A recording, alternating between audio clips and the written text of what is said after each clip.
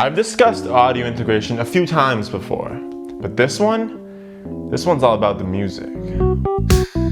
Music, music, music, music, music. Supersoft or indie game, music is the single most effective tool that a developer wields to control emotion. It's the reason why videos like your family is asleep and you're playing Minecraft on a cool 2012 summer night have 4.4 million. During the development of Super Mario Galaxy, Yoshiaki Koizumi drafted Rosalina's storybook, an emotional backstory that would launch Rosalina as the first Mario character with what Shigeru Miyamoto referred to as a deeper, sadder story. Accompanied by a symphony orchestra, another first for the series, the composer set off to score Rosalina's scenes. The resulting pieces were as bright and glamorous as they were gloomy and lonely, subtle reflections of Rosalina's consequential grace and solitude. The Space Princess and her themes would introduce a level of motivation and purpose that was never before seen in Mario gameplay. Hence, Super Mario Galaxy marked one of the most substantial leaps forward in the franchise's musical history.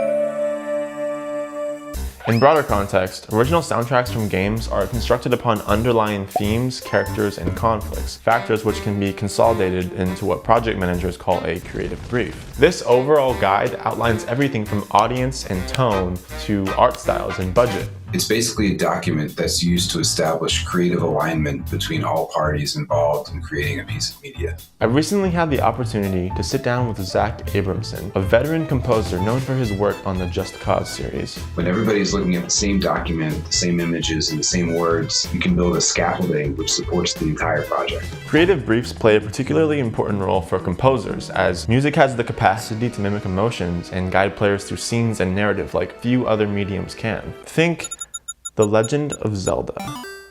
Ocarina of Time's relatively straightforward hero's journey is a stark contrast to the confusing moral twist of Majora's Mask, and the soundtracks reflect accordingly. Hey, this might be the first video I don't mention, but we'll see. However, Animal Crossing occupies a very unique creative space. No conflicts, no emotional backstories, no time limits. It's popular for its tedium and lack of objective. Yet, Animal Crossing's OSTs are distinct and acclaimed even among legendary company. What sort of musical tools were used to express which themes? How does the music give us a unique look at Nintendo's overall vision for the franchise? But most of all, why does Harvest Moon suck? If you played any Animal Crossing games, you've almost certainly noticed the use of musical motifs. A motif is a short musical fragment with thematic quality or some sort of significance within a composition. Motifs can be used to connect characters and locations spanning various games and scenes. Please consider the following.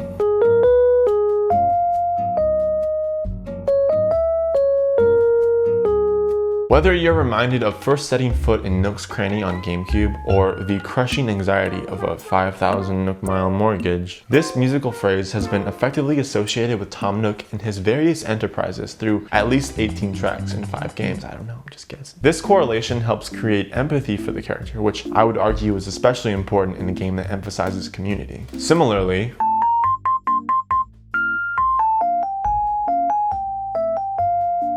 is sure to invoke images of a particular strong doge. Upon Isabelle's New Horizons arrival, these motifs conveniently fuse in the Resident Service Center and are featured in each character's announcement jingles. These subtle continuities are methods of welcoming and rewarding longtime fans of the series. Our brains have this remarkable ability to remember sounds, to remember timbres and rhythm and melodies. So if you were to create a motif and attach that motif to a character or a theme, each time you hear it, you're actually creating a time warp through memory, where things that happened in the beginning and things that happened in the middle and the end kind of all come together to create significance. Striking the right balance of familiarity and novelty is the key to tapping into that significance without boring your audience. While there are a number of ways to refresh and develop a motif, Animal Crossing's signature hourly themes use a method known as reharmonization to squeeze in title motifs throughout the daily soundtrack. Reharmonization is the technique of taking an existing melody and modifying the chords or harmonies harmonies that accompany it. The basic idea being that a melody note can play different roles when around different chords. Sort of like how in real life I'm a nobody, but on the internet I'm a Since Totaka Kazumi's takeover as sound director, reharmonization has become a staple of the Animal Crossing series. In Wild World, for example, you'll find bits and pieces of the title melody scattered all throughout the soundtrack. Some examples are straightforward, while others change the tone entirely.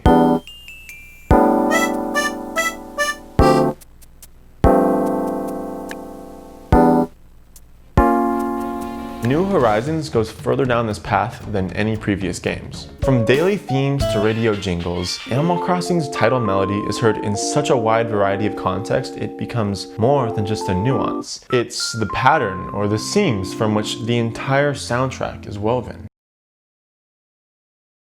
I'm talking about quilts. It comes as no surprise that Nintendo has expanded upon the use of motifs. They are, by definition, the most effective tool that a developer has to create empathy for characters and invest players in the themes and locations of a game world. Although motifs are found in all types of media, Animal Crossing's music achieves a balance of cohesion and variety that goes above and beyond to engage new players and fans of the series who have been fans of the series for longer than a new player has been a fan of the series.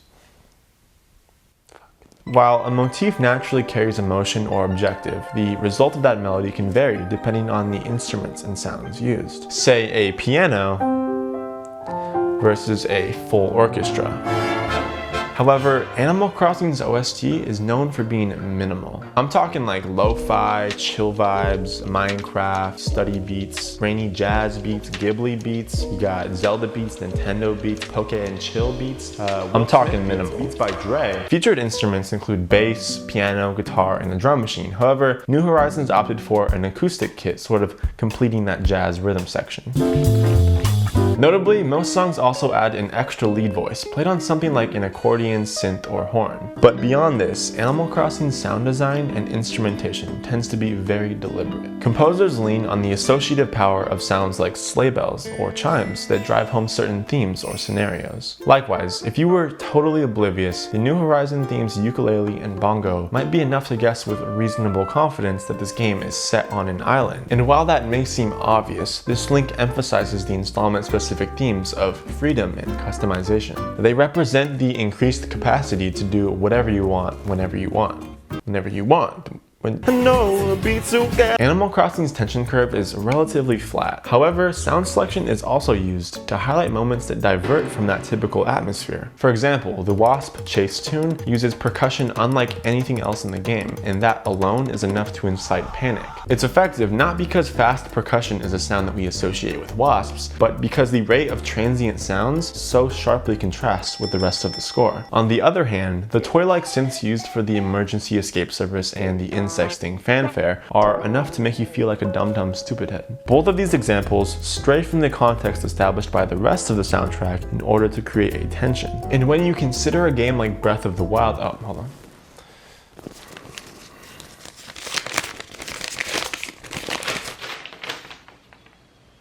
When you consider a game like Breath of the Wild, developers have to incorporate more abstract composition and production techniques in order to maintain some kind of pull from that equilibrium, a necessary effort when this is the precedent you set with your audience.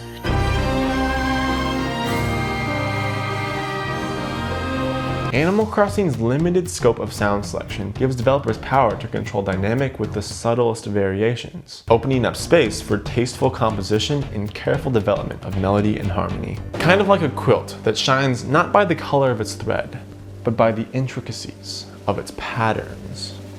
God, I love quilts. If you've watched my other videos, you know that I'm a huge fan of Celeste and an even huger fan of Lena Raine's work as composer. While I probably won't be switching from Celeste to Animal Crossing speedruns.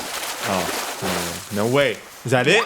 Oh my god! Holy no! No! Listening to the track My Dearest Friends, I began to notice the stylistic parallels to Animal Crossing. Lena Raine wrote this track for Celeste's closing scene. It was a moment of relief and reunion, and it occurred to me that this scene encapsulates everything that Animal Crossing strives to be. It's a celebration of both friendship and downtime, those beautiful moments in between climbing mountains, or taking on bad guys, or just dealing with the challenges of the world around us. And while most media can act as an escape, Animal Crossing totally lives in this in-between space. It's an opportunity to mingle, chase butterflies, or just customize to your heart's content. Not like that, what the f? Melodically, Animal Crossing was never as prolific as, say, Koji Kondo's early Zelda games, but for good reason. Such a saturation of composition would be overbearing for the franchise. Animal Crossing's unique blend of melody and reservation create an experience that feels both malleable and intimate. After chatting with a few creators, this seems to be an important piece of the puzzle. Animal Crossing, no matter what installment, gave me the same feeling as a Saturday morning cartoon. I'd wake up with something new that I couldn't do the day before. And having a game that changes day by day like that makes the game way more personal to the player, and I think is why this series is so special to so many people. Animal Crossing has always been so intriguing to me because it's such a solo, personal, and organic experience. There's all these little things they do in the game like Rossetti or the Wisp or having messages in bottles, and there are just so many little details that every player's experience can be completely different, and so I think that's why I really like Animal Crossing and why it's just so strong of a game, because it prides itself in being different and having all these specific little details. Details and distinctions that challenged Todaka Kazumi to create something beyond just chill. Something that was open to interpretation, but oddly familiar. New Horizons' score is fresh, yet a clear extension of the history of the franchise. While it might not have more slaps than the Beatles, or some interstellar sound design and production,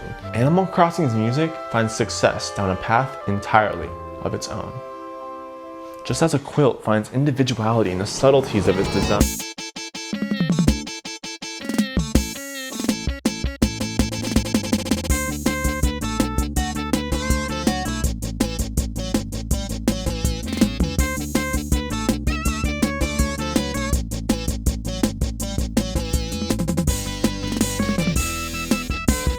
I believe I owe quite a few thank yous. I want to give a special thank you to Zach Abramson, the composer, for not only doing the interview, but also helping out with a lot of the script. I'm wearing freaking slides out here, dude. I'm getting munched. Illymation and Getmadz, thank you guys so much for doing those cameos. Those were so cool. I'm so fortunate to be able to collaborate with creators as cool as you guys. Thank you to Gingy Draws for doing some of the graphical work throughout the video. She did a lot of those little illustrations and stuff. I appreciate you working with my kind of weird schedule. I swear my legs are like covered in. As always, thank you to Mr. Weirdology, my proofreader, and Natasha Ho, my graphic designer. I couldn't have done so much of this without you guys. You guys are freaking rad. Last but not least, thank you guys. The rest of you guys, thank you so much for sticking around. I know a lot of you guys are just here for the KK stuff. I'm gonna keep that coming, but I'm hoping I can, win some of you guys over. I'm gonna continue to experiment on this channel and try all kinds of new things. I hope you guys will watch, maybe. I hope you guys are staying safe and healthy out there. I know it's a crazy, crazy world. All right, I'm gonna have so many mosquito bites. I gotta get out of here. See ya.